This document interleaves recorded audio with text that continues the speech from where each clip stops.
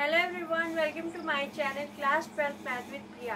Last class में हमने exercise 1.1 का क्वेश्चन नंबर 12 डिस्कस किया था। आज की क्लास में हम क्वेश्चन नंबर 13 डिस्कस करने वाले हैं। तो देखते हैं हमारे पास 13 क्वेश्चन क्या है। 13 क्वेश्चन है हमारे पास, show that the relation R. तो कोई रिलेशन है R defined in the set A, जो कि सेट ए पे डिफाइन किया गया है।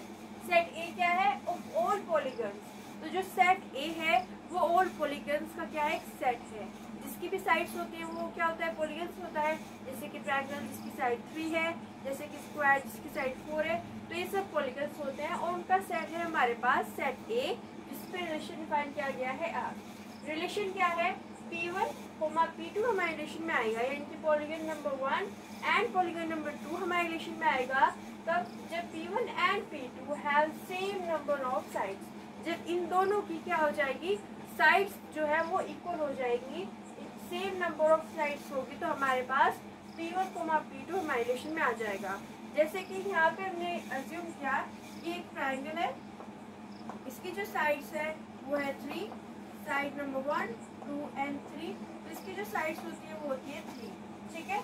और कोई और हमारे पास ट्रायंगल ही है, इसकी साइड कितनी है? 3 है। तो ये दोनों पॉलीगन जो है वो हमारे रिलेशन में आ जाएंगे क्योंकि इनमें नंबर ऑफ साइड्स क्या है? इक्वल है।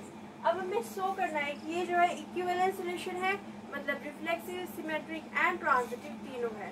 तो देखिए रिफ्लेक्सिव के लिए हमारे पास कंडीशन क्या होती है?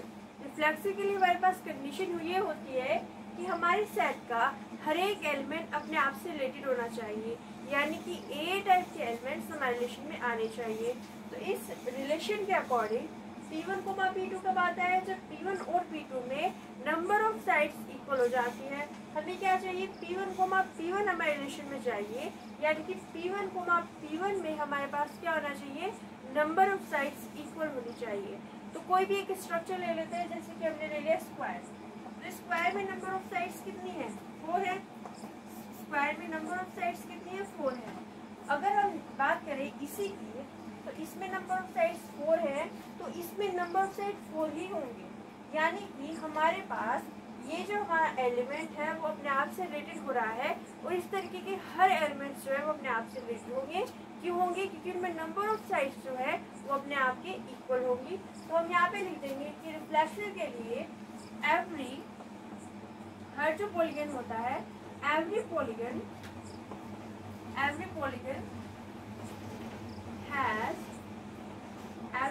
has same number of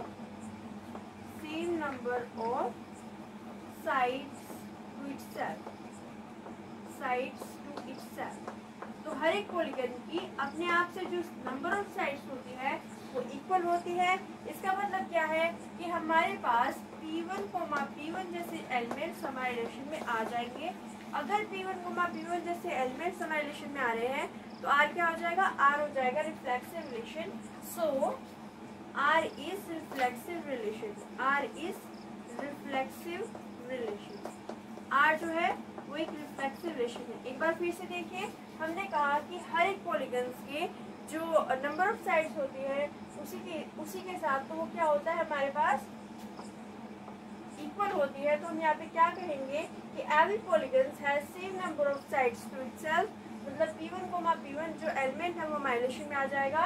so R क्या हो जाएगा? रिफ्लेक्सिव रिलेशन हो जाएगा।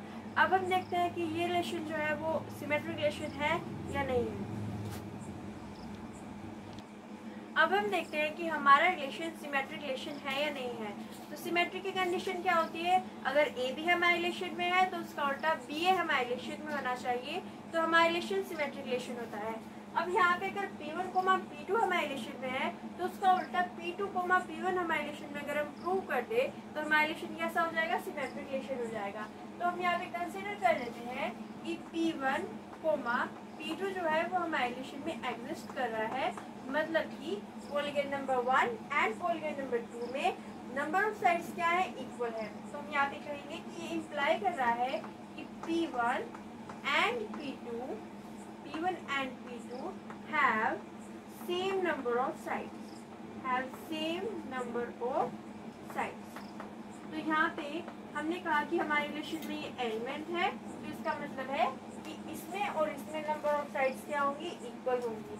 अगर P1 और P2 में नंबर ऑफ साइड्स इक्वल है, जैसे कि यहाँ पे एक ट्रायंगल है जिसमें नंबर ऑफ साइड्स 3 है और एक दूसरा ट्रायंगल है जिसमें नंबर ऑफ साइड्स 3 है, तो हम यहाँ पे कहेंगे कि अगर P1 एंड P2 में नंबर ऑफ साइड्स इक्वल है तो P2 एंड P1 में नंबर ऑफ साइड्स क्या होंगी, इक्वल होगी। अगर हम यहाँ पे स्टार्टिंग में P1 लिख रहे हैं और बाद में P2 लिख रहे हैं तो हम स्टार्टिंग में P2 लिख सकते हैं एंड बाद में P1 लिख सकते हैं, यानी कि इनको इंटरचेंज कर सकते हैं क्योंकि ये दोनों, इनमें जो नंबर ऑफ साइड्स है वो इक्वल है। तो हम यहाँ पे इसको कहेंगे कि ये इम्प्लाई कर रहा है कि P2 and P1 have same number of sides. ये हमने कहा कि P1 एंड P2 में नंबर ऑफ साइड्स सेम है तो P2 एंड P1 में नंबर ऑफ साइड्स क्या होंगी, सेम होगी। तो हमारे पास अगर P1, P2 है तो हमारे पास यहाँ पे स्टार्टिंग में P1 है और लास्ट में P2 है। अगर हमारे पास स्टार्टिंग में P2 है और बाद में P1 है तो इस रिलेशन की डेफिनेशन के अकॉर्डिंग हमारे रिलेशन में P2, P1 हमारे रिलेशन में आ जाएगा। ठीक है, यहाँ पे हमारे पास P1 है तो यहाँ पे स्टार्टिंग में P1 है, यहाँ पे हमारे पास P2 है तो यहाँ पे हमारे पास P2 है, तो ये जो है वो हमारे रिलेशन में आ रहा है। अब यहाँ पे देखिए P1, P2 हमारे रिलेशन में है और हमने कहा कि P2, P1 भी हमारे रिलेशन में है। अगर ये है तो इसका उल्टा भी हमारे पास मिल रहा है, तो R क्या हो जाएगा, R हो जाएगा symmetric relation. So R is symmetric relation, R जो है वो सिमेट्रिक रिलेशन हो जाएगा। एक बार फिर से देखिए, यहाँ पे हमने कहा P1 एंड P2 हमारे रिलेशन में है क्योंकि P1 और P2 में नंबर ऑफ साइड्स क्या है, सेम है। तो हमने कहा कि P2 एंड P1 में नंबर ऑफ साइड्स क्या होंगी, सेम होंगी। तो हमारे पास P2, P1 जो है वो भी हमारे रिलेशन में आ जाएगा। अगर P1, P2 है, P2, P1 है तो R क्या हो जाएगा, R हो जाएगा हमारे पास सिमेट्रिक रिलेशन। अब हम देखेंगे कि इक्विवेलेंस रिलेशन के लिए ये जो रिलेशन है वो ट्रांजिटिव रिलेशन है या नहीं है। तो देखते हैं ये हमारे पास ट्रांजिटिव है या नहीं है। अब हम देखते हैं कि हमारा रिलेशन ट्रांजिटिव रिलेशन है या नहीं है। तो ट्रांजिटिव की कंडीशन क्या होती है, अगर ए भी हमारे रिलेशन में है, बी सी हमारे रिलेशन में है और ए सी हमारे रिलेशन में हो जाए तो हमारा रिलेशन होता है ट्रांजिटिव रिलेशन। अब यहाँ पे देखिए हमारे पास हमने लेट किया कि P1 एंड P2 हमारे रिलेशन में है, तो P1 एंड P2 हमारे रिलेशन में है मतलब वो इस कंडीशन को फॉलो कर रहे हैं। ये कंडीशन क्या है कि P1 and P2 have same number of sides. तो यहाँ पे हमने कंसिडर किया P1 एंड ये है हमारे पास P2, इसमें नंबर ऑफ साइड्स 4 है एंड इसमें नंबर ऑफ साइड्स 4 है, तो ये हमारे रिलेशन में आ रहा है। फिर हमने कंसिडर किया कि P2 एंड P3 जो है वो हमारे रिलेशन में है।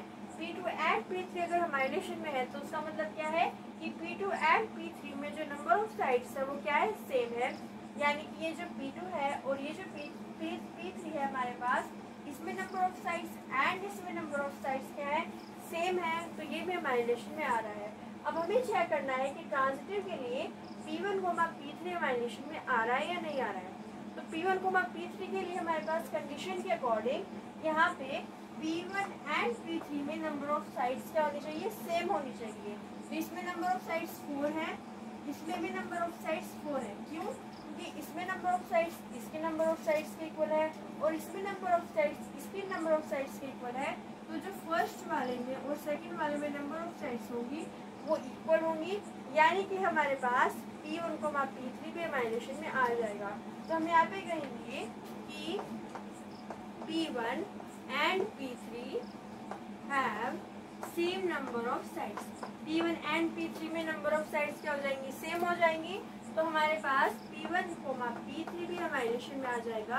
अगर हमारे पास P1, P2 है, P2, P3 है और P1, P3 भी हमारे रिलेशन में आ रहा है, इसका मतलब क्या है, इसका मतलब है कि R जो है वो ट्रांजिटिव रिलेशन है।